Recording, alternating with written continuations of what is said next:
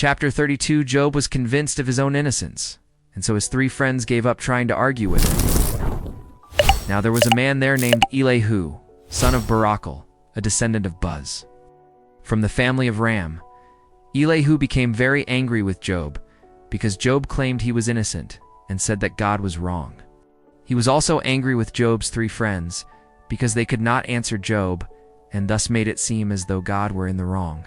Elihu had waited to speak because they were older than he was. But when he saw that they had no answer for Job, Elihu became furious.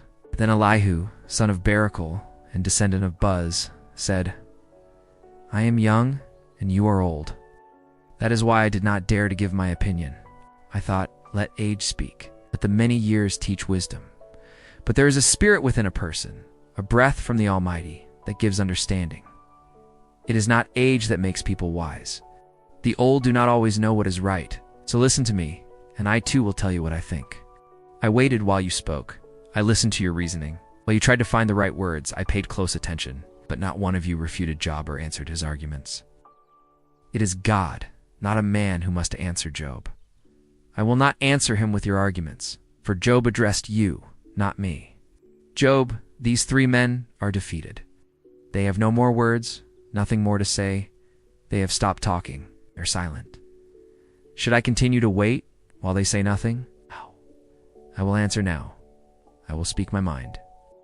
I am full of words, and I cannot hold them in any longer. I stay silent. I will burst like a wineskin filled with new wine. I cannot keep quiet. I must speak and give my opinion. I will show no partiality, and I will flatter no one. I am not used to flattering, and if I tried, my Creator would soon punish me. Chapter 33. So, Job, listen to my words and pay close attention to everything I say. I am ready to begin. I will speak what I think. I will give my opinion with honesty. My words will be sincere and come from my heart, for it was the Spirit of God who made me, and the breath of the Almighty who gives me life. Answer me if you can. Prepare yourself and stand before me. In God's sight, you and I are the same. I too was formed from clay. Therefore, do not be afraid of me. My intention is not to crush you. I believe I heard you say, I am not guilty. I am not guilty. I am innocent.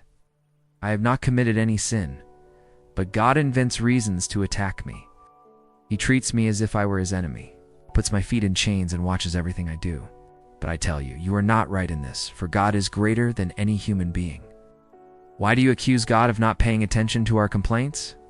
God speaks in many ways, but we do not pay attention. At night, on our beds, when we fall into deep sleep, he speaks in dreams and visions. God opens our ears and terrifies us with warnings. He speaks to turn us away from wrongdoing and to keep us from pride. In this way, he protects us from the grave and keeps us from crossing over to death. Other times, God disciplines a person through suffering, causing him constant pain. He loses his appetite and refuses even the best food. His body wastes away until he has nothing but skin and bones. He draws near to death. The grave is ready for him. But if there is an angel beside him, a mediator, one of the thousands God sends to show a person the right way, if the angel has mercy on him and says, spare him from going down to the grave, I have a ransom for him, then his body will be restored like in the days of his youth. When he prays, God will hear him. He will worship God with joy, and God will accept him again as one who is upright. He will say to all, I have sinned, have done wrong, but God did not punish me. He saved me from death, and now I live to see the light. God does all this for a person again and again. He saves us from the grave so that we may continue to live in the light of life. Now then, Job, listen carefully. Be quiet while I speak. If you have something to say, answer me, for I would like to justify you. But if not, be silent and listen, and I will teach you wisdom. Chapter 34. Elihu said, You who are wise and knowledgeable, listen to what I am going to say. Just as the ears judge the value of words and the tongue tests the taste of food, so now we will examine this case and decide what seems best to us. Job says he is innocent and that God refuses to give him justice, and he asks, How could I lie and say I am wrong? I suffer from an incurable disease, even though I have committed no sin. There is no one like Job in the world. Mocking God comes to him as easily as drinking a glass of water. He walks with wicked men and associates with worthless people. And he says, there is no point in trying to please God. Now you, who have understanding, listen to me. Would God do anything wrong? Would the Almighty commit injustice? He repays people according to what they do and gives each one what they deserve. Indeed, the Almighty does no evil and is never unjust to anyone. Who gave God his authority? Who made him ruler of the universe? If God wished, he could take back the breath he gave us, and then all people would die at once and return to dust together. Now then, Job, if you are wise, listen to me and pay attention to what I say. If God hated justice, he could not govern the world. Do you dare to condemn the one who is just and mighty? God judges kings and rulers when they are wicked and corrupt. He shows no favoritism to those in power, nor does he favor the rich over the poor, for all were created by him. Death may come suddenly in the night. A person collapses and dies.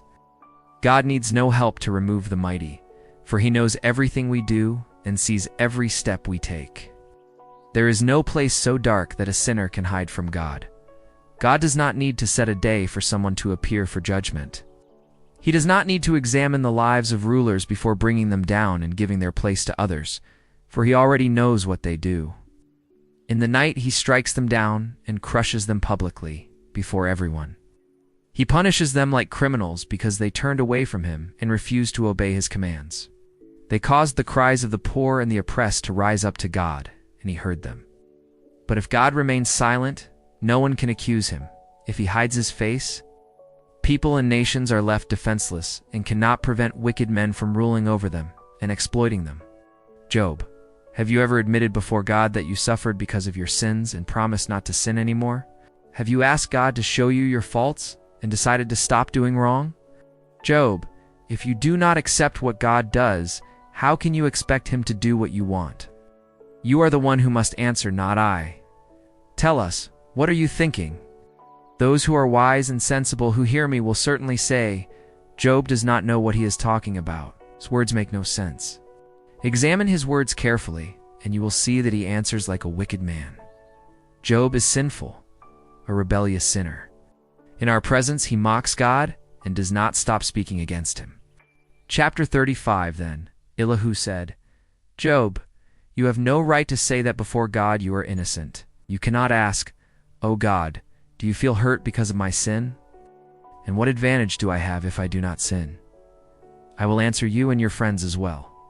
Look at the sky and see how the clouds are far above you. If you sin, that does not affect God in the heavens. Your sins, however many they may be, do not harm God. If you do what is right, you are not helping God. He does not need anything from you.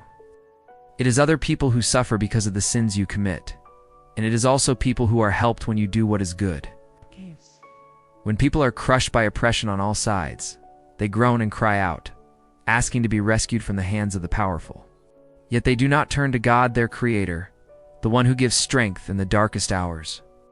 They do not turn to him, who makes them wiser than the birds and animals. So they cry for help, but God does not answer, because they are proud and wicked.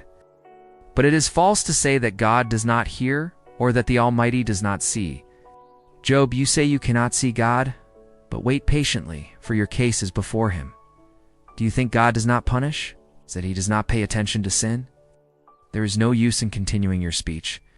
You speak a lot, but you do not know what you are saying.